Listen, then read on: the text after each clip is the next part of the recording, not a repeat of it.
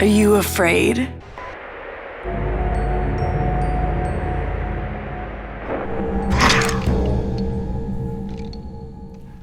Alright, you win. Silent Hill 2 Remake is fine. It's pretty decent. I came up with at least 50 different ways this remake could have turned into a catastrophe, and at least 46 of them involved Maria, a strap-on, and Pyramid Head. Don't king shame. So congratulations, Bluebird team. Yeah, you did it. I am flabbergasted. You are the greatest. God, you did it. You made a game whose story didn't make me want to shoot my brains out. I guess you found your formula for success. Copy someone else's homework and don't let your writers see the light of day. Whatever, as long as it works. And hey, you actually improved a bunch of stuff. The new dialogues with Maria were a nice addition. I really enjoyed those. And man, the art direction was great, if not on par with the original, except when it wasn't. I also always found the Otherworld in the original a bit boring. It was like someone simply turned off the lights and stopped cleaning the hallways for a couple of weeks. Now everything instead feels a lot more fleshed out. Quite literally. Oh, and I love the work they did with the apartment as well. To be fair, Bluebird is a polished team. The crappy, the spooky apartment complexes are in their DNA. The redesigns of the monsters are nice, and the new animations for Pyramid Head were just excelente. Sure, that's the work of Masahiro Hito, not Bluebird's, but why being so strict now? And the new boss fights? Great job! The one in the labyrinth in particular is nothing short of perfect, and I use that word sparingly. Sure, consider it was impossible making something worse than the original boss fights. It feels a bit like congratulating a kid for winning the marathon against a cornucopia of slugs on a road covered in salt, but improvement is improvement, right? So, if you clicked on this video wanting to get your positive feelings for Silent Hill 2 Remake validated, you can go now. Maybe go and replay it to unlock the 2 new endings. They barely add anything worthwhile to the narrative, but it's more content, right? Everyone else, sit down, grab a coffee. This is going to be a long one.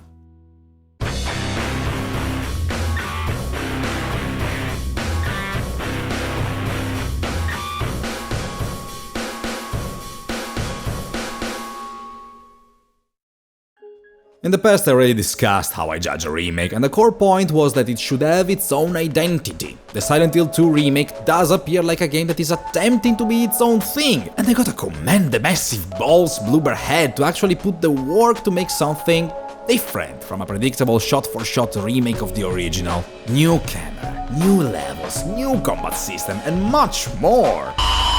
On a surface level, this does look like a different original game.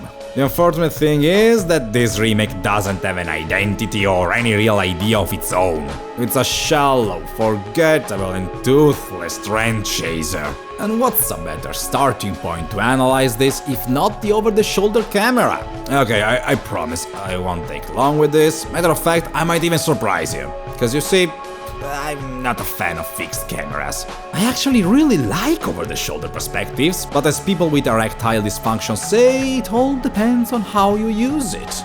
The original didn't really have a fixed camera though, it was dynamic, and despite being a bit janky in places, it was used with purpose and genuine artistry. You can see that when walking in the streets of the town, the way the camera pans depending on where you're walking to or the direction James is facing. And then of course, it allowed for more subtlety, hiding things or just framing certain scenes in a specific way. The intro section changed point of view multiple times, while growlings and menacing sounds played in the background. It's an effective way to convey the danger posed by the town just through smart camera placement. The remake is completely devoid of any of this. But it's over the shoulder, of course it's limited. Shut the hell up, over the shoulder doesn't equate to the camera is gonna be stuck to the character's rectum from start to end.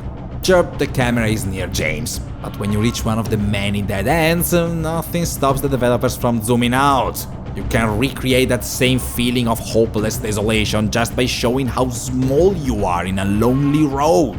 Dead Space managed to do it just fine. You realize you can pan the camera away and still keep the over-the-shoulder controls, right? Yet Silent Hill 2 Remake is as clingy as a dead wife that sends you a letter from the afterlife.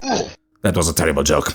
The Pyramid Head chase was one of the 3 jump scares in the original game. You'd see him appearing on screen all of a sudden, relentlessly walking towards you, and oh my god! In the remake, they could have just rotated the camera. Oh my god! What's wrong with your face? Resident Evil 4 managed, and that game pioneered the goddamn over-the-shoulder perspective. Here we get a cutscene which isn't nearly as effective, and then you never see Pyramid Head again cause you're looking forward. I'd love to see those new creepy animations, but now I'm forced to look at the goddamn hallway the entire time. When we meet Eddie, he's puking in the bathroom, but right outside in the kitchen there's a dead body inside a fridge. In the original you can't even properly see it. The legs are coming out, but you're left wondering what's the corpse's state. You're not even sure it's human, it could easily be another humanoid monster. So imagination does its work, and the end result is creepy and unsettling. In the remake you can watch the inside of the fridge so up close you can probably take the body's dental records. It's bland gore, a carcass, and it feels more at home in a Jason movie than a psychological horror. Simple solution for that: just make James turn away in horror if the player attempts to look at it. Same result, even if the camera is completely different. Instead, Bloober is just content to follow the template. The only moments the camera tries something more artistic is during cutscenes, but during the gameplay is stale and lacking. One would hope this trade-off would at least bring something good to the table. And what does over-the-shoulder perspective allow the most? Precise combat, exactly! And the combat of this remake is perfect! For the original Silent Hill 2. The OG's combat was pretty terrible. Fights against single enemies were one-sided. You get close to them and you bonk them for 2 minutes until they fall. Whenever a second enemy appeared, you'd need to reposition yourself or run away. It was clunky to control, but it was enough for a survival horror. The remake is just as basic. You bonk, you shoot, you dodge. It's simple. Except it actually works this time. And for a game like Silent Hill 2, it's as varied and complex as you need it. And just like the original, weapons aren't really that different from each other. They're just scaling in damage output, but shooting with a rifle or a shotgun is virtually the same thing in terms of strategy. Again, this works for the original. A rub-a-dub. Why do you keep saying for the original? Because in Silent Hill 2 I wasn't fighting every goddamn second! Holy mother of Christ, this game is just non-stop! Every other second some enemy jumps at you, if not straight up jump scares you! Oh yeah, Bloober, hide mannequins behind every corner, I'm sure that won't get old after the 4th one. Oh look, an item! Let me guess, there's a mannequin! Yep. There it is! By making the combat so incessant with very few short and far in between moments of respite, Bloober commits its first crime. Silent Hill 2 Remake is not scary. I don't wanna pretend that the original was incredibly scary. Silent Hill 3 did a much better job in that regard, but there was a constant sense of lingering dread that would make even the most calm situation tense and creepy. Finding a monster would just be the cherry on top. Spooky creatures in horror act as climactic points of tension. After the scare, you become focused on actually defeating them. But this game constantly puts you in a fight or flight mental state, and as a result, the horror dissipates. Combat and action become the norm. I stop being scared. The one instant where I felt creeped out was at the end of the prison section, because it finally stopped being a cacophony of sounds. It finally felt threatening. It was silent. Get it? Sometimes this never-ending assault does work. I like how much more aggressive enemies are in the streets. I always felt like the original was just too easy whenever you were outdoors. It made Silent Hill feel less threatening, just a depressing city with tons of fog, and I'm used to London. But the fact is that in town I can be in a fight or flight state. Inside the various levels, you can't flight at all. This remake, simply put, is not a survival horror. When you look at the original Resident Evil games, you might believe zombies are the enemies, but truthfully, the level design is your opponent. You try to move around the various areas, the tables, the corridors, while avoiding the zombies so you can save ammo and health items. And in the original Silent Hill 2, sometimes you had as many monsters as the remake, but you could try to dodge them and run to another room, desperately hoping a door would open and lead you to safety.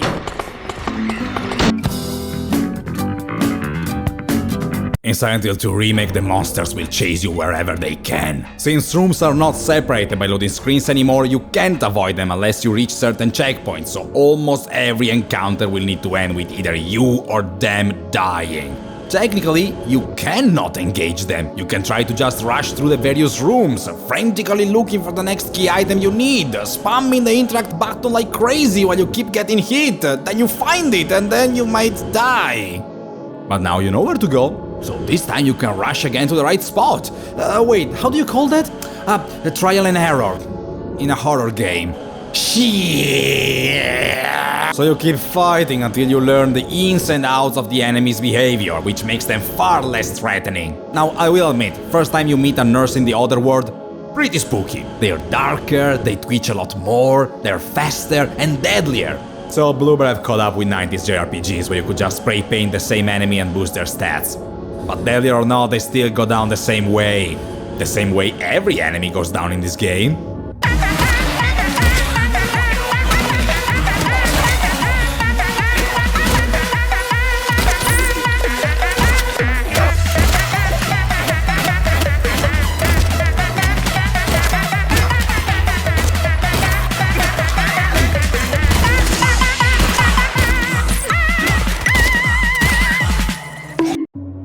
This is the one and only strategy. There are no other weak points worth exploiting. Just shoot the legs and then finish them with a couple of hits. Works on all difficulties without exception. Bosses don't even bother to be as unoriginal as the ones from Resident Evil games with their glowing spots. Just shoot wherever. It works. It works! So why in the ever-loving fuck did we need to have the over-the-shoulder camera? Because Resident Evil did it. Shut it, Konami, I know why you did it, I was being rhetorical. The whole point of precise combat aiming is so you can, you know, precisely hit something. Resident Evil 4 gave you tons of options. Headshots are powerful but can spawn plagas. Leg shots allow for round kicks, but you gotta rush into the enemy horde. Shooting a live grenade is devastating but requires great precision. But here... The odd thing is that the stealth works better in this version. In both games you're told light and noise attract the enemies, but only in the remake you've got enough wiggle room to actually take advantage of it in some bigger areas, and this is probably the most tense the game ever gets. You could have made it possible to evade monsters if we break line of sight then, or maybe just create new monsters. You're really telling me the best Ito could come up with in 2 decades is adding stockings to them? So why did you say this was perfect for the original? Thanks for asking, imaginary person in my head that for some reason has a French accent. The answer is simple. Because it was short. Let me level with you. If you're a teenager with limited income and want your $70 purchase to last you, I get it. You want a long game because you can't buy one every other week. But if we have to start judging art by how long it lasts rather than how good it is, we might just start throwing Game of the Year awards at Assassin's Creed every year. Silent Hill 2 Remake is a lot. Every level is twice as big. There's 3 times as many puzzles, 5 bazillion times as many enemy encounters. Boss fights now have 3 phases because that's what other games do. Everything is expanded and takes longer and becomes something the original never was. It becomes boring. I'm not saying the whole game is tedious, I'm saying some portions are, but in a psychological horror they completely disrupt the flow of the experience. The best example is right at the beginning. Yep, the intro is bad. Not just in comparison to the original, it's bad by any standard. Let's take a look at it. First you take your walk through the forest, which by the way is completely butchered because it's shorter and doesn't sell the creepy vibe of the original at all. After a cutscene we reach the town. In the original it took 15 minutes to find the first monster and also reach the apartment complex. That's because the level was smartly designed to give you the sense you were lost in a big city, but really you had limited options in terms of where you could go. You were naturally led to the apartments, which made the pacing tighter. In the remake, you spend 2 hours doing a ridiculous fetch quest where James has to fix an old vinyl that plays the music of the original. The good old memories from when I was featured in a good game. Pizza. This whole area is a massive waste of time, and I want to be charitable. I don't think Blueberry is behind this crap. I think Konami wanted the town to be explorable to promote it in their PR. Play Silent Hill 2 Remake, now you can see the fast food where the monsters eat during their breaks. Yahoo! This isn't necessarily a bad idea, but you can't just add content without making it worth experiencing. The story grinds to a halt already, there's no remarkable environmental storytelling, and the puzzle itself is terribly designed. You hop from shop to shop, fetching notes that lead you to the other side of town, and if you miss a single key item, you're going to walk back and forth through the city endlessly. It's a massive waste of time for the player, but also for the development team. Look at this barbershop. Look at how detailed it is, and it contains nothing except an unremarkable note. You can remove it and not even noticing it, but it took someone's time to be made. Assets had to be produced. This whole intro serves no purpose aside for tantalizing you with the idea of a deeper and more fleshed out experience, while it's all fleeting set dressing. Oh, a metaphor for this game. Keep in mind, this is just the beginning, but this is how the entire game plays out. Completing a myriad of puzzles in each level equates to running around huge areas multiple times, which gets tedious and repetitive very fast. The strangest part, however, is when the game finds very strange ways to needlessly pad things out. There's a brief section after the apartment complex where you walk with Maria until you meet Eddie and Laura. In the original, you had to walk until the edge of town, to the Bowlorama. However, this time you don't go to Bowlorama. You walk a lot less and stop at this newly made theater. We aren't walking nearly as much, and we're barely given any shop to explore this time. Weird, huh? But it's absolutely fine. The whole point of this section is to find Laura and be led to Brookhaven Hospital. In the original, you enter the building, get through a room, a cutscene plays, Pizza. you exit the building. In the remake, you also enter the building. A cutscene plays. Pizza. But now we have to follow Laura through various rooms. There is no gameplay, and once again, no environmental storytelling. It's just a movie theater. Just like the barbershop, someone needed to create and design a bunch of meaningless rooms the player gets through without even caring, and the final result is the same of the original, except now we spent more time to get there. Maybe you think I'm nitpicking, but pacing matters, and this padding doesn't reinforce neither the themes nor the fun factor of the game. Not to say the original never committed the same mistake, but this is a remake, you have a chance to cut the bullshit, but instead Blueberry really seemed to want to one-up the best horror game ever. Yeah, please, set yourself up to failure. Yes, take that same approach with the labyrinth. This is probably my least favorite part of the original, and when I reached it in the remake, I was surprised. It looked better, and it was 100 times more engaging. But again, with that one-upping attitude, so now you have to do 3 labyrinths, and one of them is a longer, more tedious version of the one I already didn't like. This game is made for me. I'm sorry, I meant this game is against me. Did you enjoy completing this puzzle in the apartment? Now it's split in 3. Because the more puzzles we put, the more you'll think it's a survival horror. Alright, so why did you delete some of the original ones? In an attempt at reminding us of the good Silent Hill 2, sometimes you can find references to older puzzles Blueberry deemed not worth a revisit. Remember that stupid combination of items from the old Silent Hill 2? That was dumb. Kurva. Yes, combining a horseshoe with walks and the lighter was weird, but that's the thing.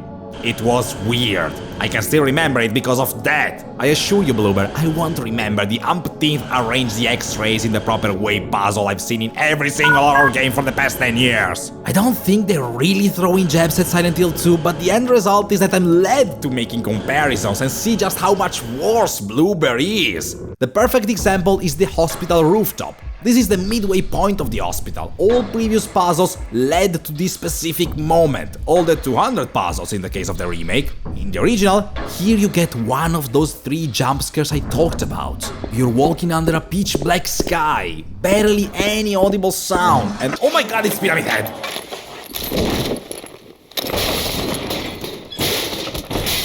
I can't say it has aged greatly, but it did work. In the remake, you find the same spot where James was originally thrown off. That's nice, it plays with your expectation if you play the original. It makes you think that something different might happen. But then you enter this tiny room and suddenly it becomes predictable, not just for older players, but even new ones. All you find here is a note. So, let me get this straight. You made me complete puzzles to get here. Now I'm in a tiny space and all I get is a written note. What are the chances Pyramid Head is right outside? There he is!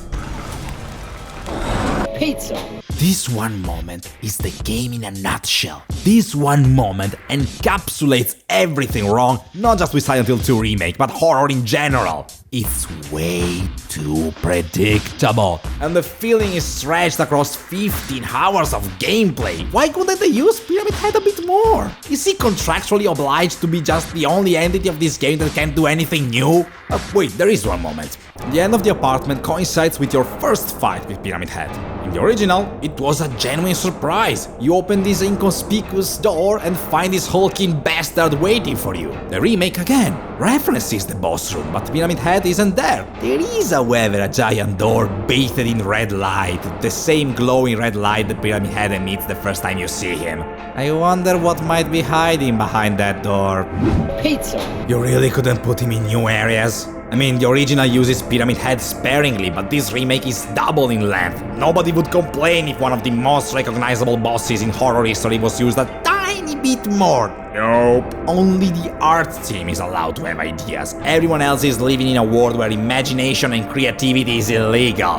Am I being too harsh here? Is it right of me to complain that the remake of one of the greatest games ever made is just decent? Is it right for me to complain that the new version of one of the best monologues in gaming history now sucks? Yes, it is. James, you made me happy. James, you made me happy.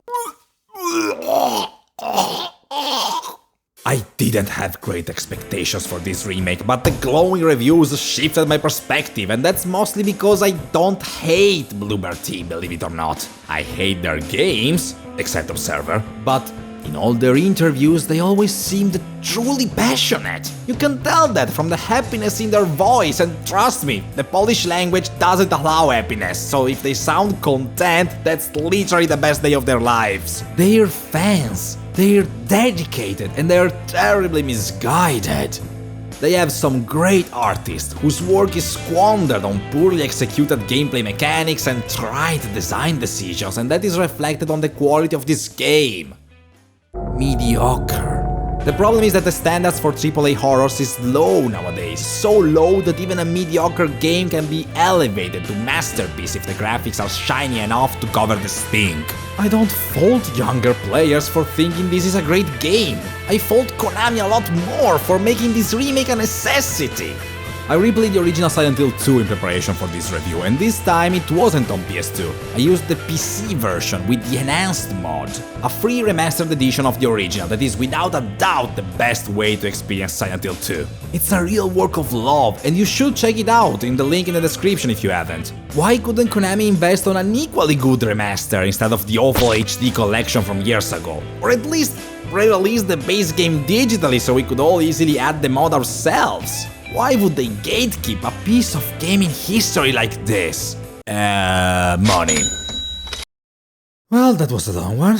You might like this remake, I think it's forgettable and vapid. What matters is that we can all be civil and agree that I'm right and you're wrong. Shit, Silent Hill 2 isn't even my favorite game of all time, it's like second. Imagine if I was making a video on a remake for my #1 favorite game.